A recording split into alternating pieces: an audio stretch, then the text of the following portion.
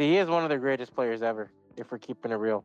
But he lucked out. I gotta admit, Jimmy lucked out, and a lot of people don't realize he had kind of Pat Riley in by the balls Yeah, he because did. He was because able to kind of milk out the negotiation.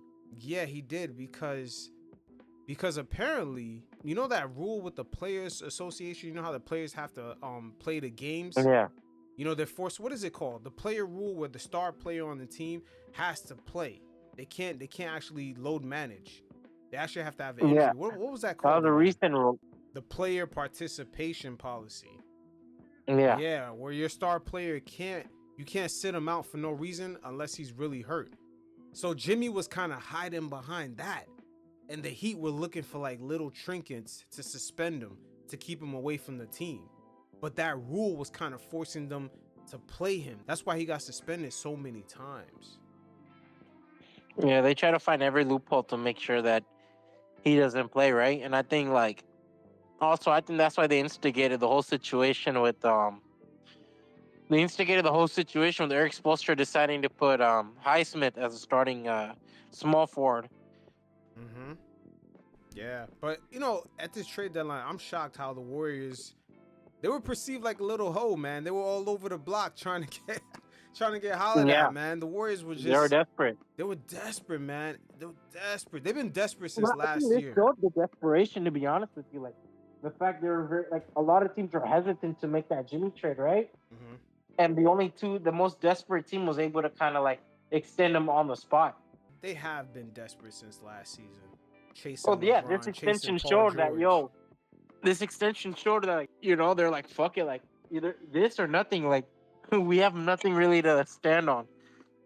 Yeah, it's just you can tell from last season they just chasing Paul George, chasing LeBron James. Yeah, It just I seemed think too in their far mind is fetched. like get them now and figure out the fit later. Yeah, so this is Shams kind of speaking on the desperation of the Golden State Warriors. Let's check it out.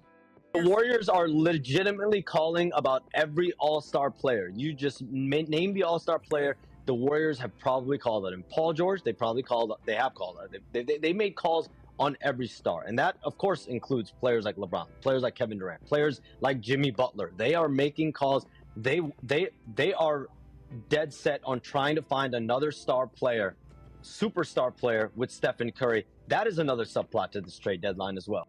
Now, quick question: is Mike Dunleavy somewhat on the clock, man? Because we've seen him get rid of a lot of salary, but we Yeah, barely see anything else good really coming in. I thought he had a solid offseason with what he could get with Kyle Anderson, getting Buddy Hield. He got little pieces here and there, but we really haven't seen Dunleavy really make a splash. I think he's selling on the idea of like, yo, we're gonna rebuild this shit while like the core three, core two are still on this team, right?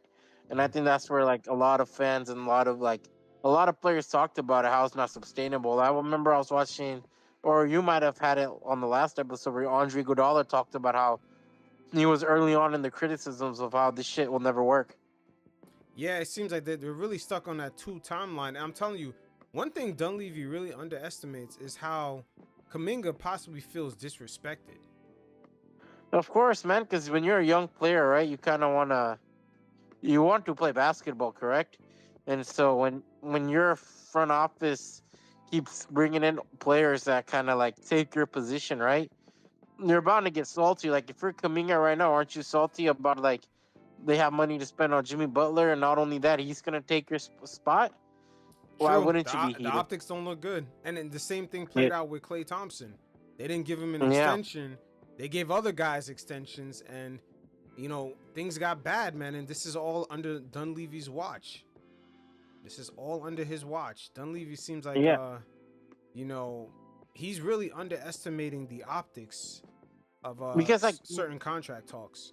if if you're willing to go like if you're willing to get younger, you kind of draft 23, 24 year olds that kind of like have the team or kind of have like basketball figured out. Their bodies are much more developed, and by the time that contract ends, they're what 27, so they'll be entering their prime years, right? So you kind of give them a contract and hope to compete from there on. But when you try to gamble on someone like Kaminga, who came from a league that just started, and what? He was 19 when he got drafted. 20. You're asking for a lot. You're asking for his body to develop quicker, him to figure out basketball much faster, and that's where kind of people don't like to acknowledge the baggage of that. Same with Moses Moody, who's now figured out to be a role player, but with Kuminga, it's about age and it's about how much of his development. If he doesn't have the ball in his hands, how do you expect him to develop into the star we're hearing that's Yeah, meant to be a hyped this up? this second option. And also I wanted to ask you, because we've seen with the Warriors, right? This whole, hey, Jordan Poole's contract is coming up. Draymond's contract is also coming up. And then Draymond kind of felt a type of way with Poole, you know, especially with that money. We see how that blow up turned out. Poole got extended even after the punch, and then they ended up attaching a draft pick to him and trading him, and then giving, you know, Draymond Green his extension. So anytime the Yeah. contracts have come up with the Warriors, we seen them handle it kind of funny. You know, And even Clay's the pool, situation is another example too, and then now this is another scenario with Kuminga. So this is, you know, during the Stephen Curry run, this is the third time we're seeing, you know, negotiations kind of getting funny in the light, like players feeling disrespected during these negotiations. 100%. I also like you. We're touching back on this. You look at Poole. They traded him, and Chris Paul walked for nothing. Oh yeah, I forgot about the Chris Paul trade. That too. Yeah, he walked for nothing. Jordan So Poole was traded for nothing. yeah, Jordan Poole was traded for nothing as Chris Paul walked in free agency. Yeah, so Dunleavy, he seems like he's operating from a place, I don't want to say from desperation. It's almost like his back is against the wall, and then he just makes a last ditch effort, and it comes across weird. Like his back has Yeah, been against the wall since he arrived. I mean, no wonder why what's his name, the former GM, what's his name, Myers, Bob Bob Myers. Myers. Yeah, no wonder Bob Myers had left. I think the Bob Myers would add more breathing room, right? But I think now you're bringing in another GM who has his own philosophy, and he has a whole different philosophy of how he wants to construct a team. And I think now you're seeing an introduction of Mike Myers bringing his own idea and trying to, like I said, extend the Warriors dynasty with successors and development. And on paper, it sounds cool, right? But in practice, it's much difficult to implement. Yeah, and also the Warriors, you know, speaking of implementation, you know, Curry's really gonna have to carry a lot of the load. So will Jimmy, because Yeah, they got rid of some depth. They got rid of Kyle Anderson. they got That's some defense right there. Andrew Wiggins, along with Dennis Schroeder. They got rid of a lot of and guys, man. Lindy.